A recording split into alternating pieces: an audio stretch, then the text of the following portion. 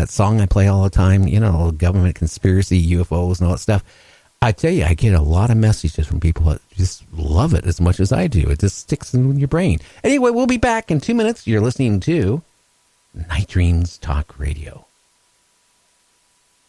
Roof of Broadcasting Building. I'm speaking from the roof of Broadcasting Building, New York City. The bells you hear are ringing to warn the people to evacuate the city as Martians approach.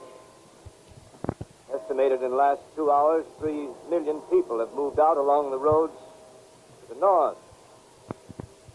Hutchison River Parkway is still kept open for motor traffic. Floyd bridges to Long Island hopelessly jammed. All communication with Jersey Shore closed 10 minutes ago. If you would like to hear Night Dreams Talk Radio on your local radio station, let them know. Tell them to check out www.nightdreamstalkradio.com and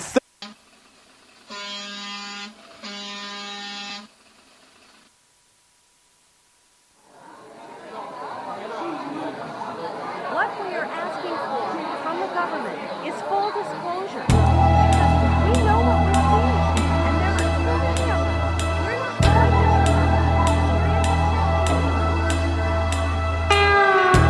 As I gaze upon the annals of time, one thing that comes through: we are not alone in this universe. It's a thought that rings true. Ancient cave dwellers drew spacecraft on the walls. It's a recurring theme. I've seen the same thing while walking late at night, and I know it's not a dream.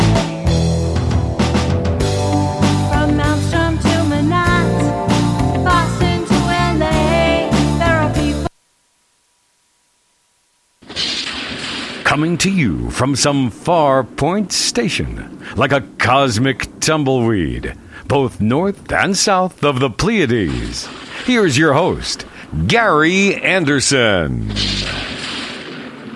And I'm going to call Preston right now. We're going to be talking about UFOs, Area 51. Let's see if we can get a hold of him. I tell you, it's a strange night. No, I have not taken any pain pills, and no, I have not been drinking. I'm just in an actually extremely good mood today. Hi, Preston. Hey. You jumped on that phone like faster than anybody ever has. So, I'm ready. Well, how you been? I haven't talked to you for a long time, my friend. I'm doing pretty well. Yeah, other than some recent dental work, I'm doing pretty good.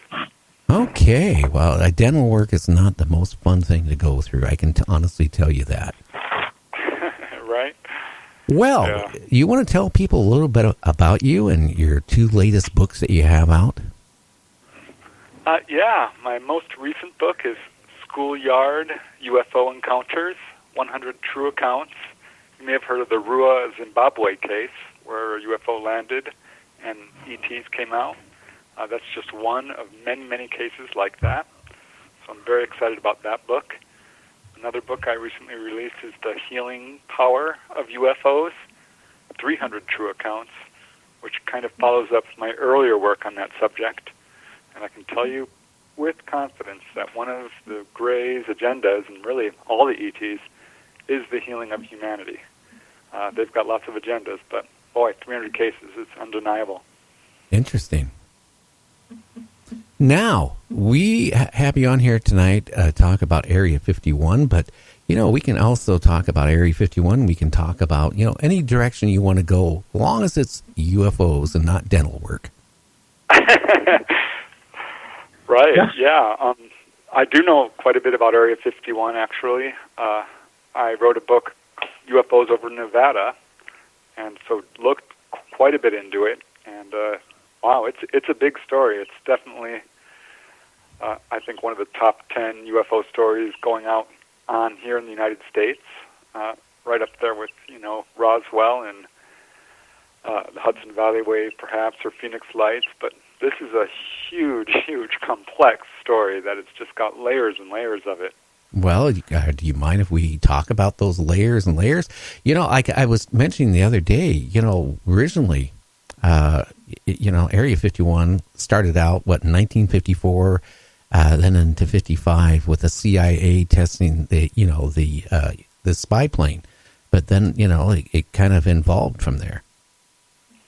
Right. At some point, I think it certainly gained a reputation for having very unusual aircraft that were similar to UFOs. And way back in the mid-1980s is when it kind of all started to break, because people were going up into the mountains there and watching these craft come in and out of the base. And the rumor mill was that these were not alien craft as we think of them, but human-piloted alien craft or reverse-engineered craft. And, of course, the story didn't bust wide open, as we all know, until 1989, when Robert Lazar went public, and with the help of John Lear and George Knapp. Boy, that story just busted wide open. And, of course, there was a lot of kickback from that. I know that George Knapp, boy, he was ridiculed pretty mercilessly, even though he ended up winning national news awards for going public with this story. And Robert Lazar, certainly, he was, heavily attacked by debunkers. And to this day, people are still divided about his story. But as George Knapp will tell you, and for that matter, a lot of other leading researchers, and I can go right down the list. Linda Moulton Howe certainly has talked to some Area 51 insiders. Bill Hamilton, other researchers have, absolutely. And this Area 51 story does not rest on Bob Lazar by any means. He's a big piece of the puzzle, or an important piece. But it's my understanding there are, several dozen witnesses who are basically whistleblowers and have come forth and said, oh, yeah, there's absolutely all kinds of stuff going on there. Now, can I ask you a question, Preston? I remember me and Art, years ago, had because he was a friend of mine, we were talking, and he was saying that even some of these people who worked these scientists that worked in Area 51, all of a sudden there was a rash of them, that started coming out and saying things that either died in a car wreck or had a major heart attack, or it was like a couple of them, like in a month's time. I don't know if you remember any of that. Yeah, well, this is something we definitely see. One guy I talked to who is sort of an underground researcher, he doesn't publish, he's just really into researching Area 51 and controversial black projects, and he's been sending me quite a bit of information, and he talked to some Area 51 insiders. Of course, this is secondhand. I didn't talk to these guys myself, but he talked to someone who was apparently an employee who decided it was too much and he wanted to leave, and he didn't. It's strange. He said that what happens to some employees is when they decide to leave the base, basically they're brainwashed. And the next thing they know, they've got another life, they're set up somewhere else, and they have no memory of Area 51. So that's how they handled it with this guy.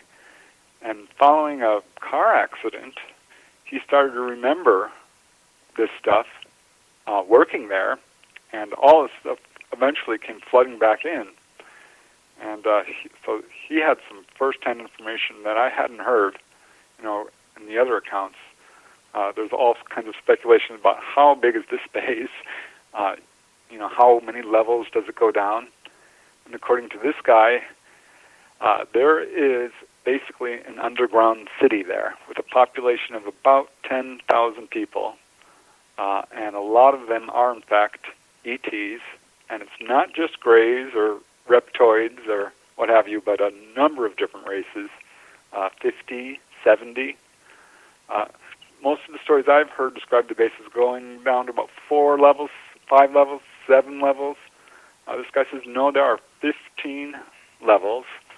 And the deeper you go, they're completely alien. And some of these have different atmospheres, which humans are not allowed to go down unless they have their alien consort. Each person who works there on those lower levels is matched up with an ET. And you can't get down there unless you're with your partner. So this is the kind of information that I hadn't heard before, which I kind of stumbled into because I was doing research into underwater UFO activity off the coast here in Southern California. Uh-huh. And yeah, this guy contacted me. He's like, well, you know about the tunnels, right? I'm like, the tunnels, I've heard some rumors of tunnels leading from Edwards Air Force Base.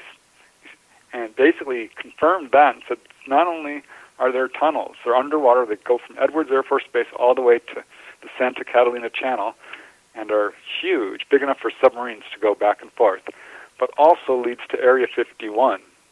And for that matter, he said the whole United States is crisscrossed with tunnels and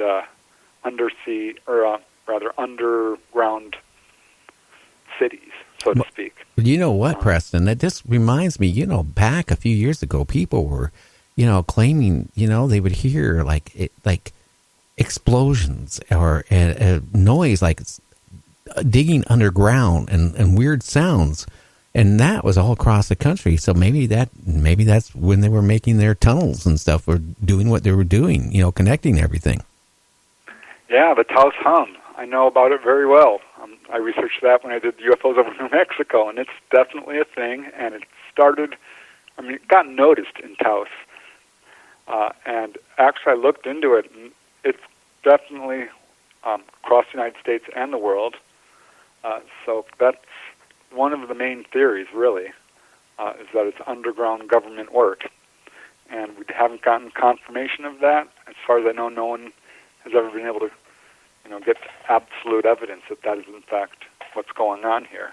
Well, hey, do you know anything about supposedly a big open sinkhole open up in Area 51? Have you heard anything about that? No, I haven't. I do know that they've buried lots of aircraft there and lots of toxic chemicals, and they've burned stuff. And of course, there was a huge lawsuit at one point with some of the Area 51 workers, and it caused a huge uproar because the guy who took on the case started getting watched very closely by the government. His office was raided and locked down. You weren't even allowed to mention Area 51. I know President Obama did at one point, and he was the first president to do so, but officially it didn't exist. So, well, I think didn't Clinton, if I remember right, basically what they, for dumping all these chemicals or whatever, basically gave them the right to do it, and that the state had no say or anything. Right. Yeah. Absolutely. He upheld their right to do whatever it is they want. So apparently a number of high-level officials have been taken to Area 51. Senator Reid, reportedly, of Nevada, has been there and is upholding their right to do whatever it is they're doing. Because it must be, the reports coming out there from the insiders say that we have technology that is so far beyond what we see in Star Trek and Star Wars that it would just blow people's minds. They would absolutely not believe it. And one thing that I haven't heard almost anyone talk about is an experiment done by Fate magazine. I don't know if you heard about this, but they asked their readership to psychically visit Area 51 because, you can't go inside officially. Civilians are not allowed in. We don't really know what's going on there other than reports from whistleblowers. Well, Fate magazine said if you can do out-of-body travel or remote viewing or get psychic impressions or however you work, check out Area 51 and report back. And I have to tell you, it was really interesting what these people found. What did they find, Preston? What they found was, well, first of all, they all basically, their stories did corroborate, which was really amazing. Basically, they said that, yes, there's all kinds of research going down. It's got multiple levels. They all agreed on that. There are ETs working with humans. They all agreed on that as well. Beyond that, it started to vary a little bit. Some said that they saw lots of genetic testing. Others said that they saw the reverse engineering of alien craft. Others said that they saw biological weapons or something like that.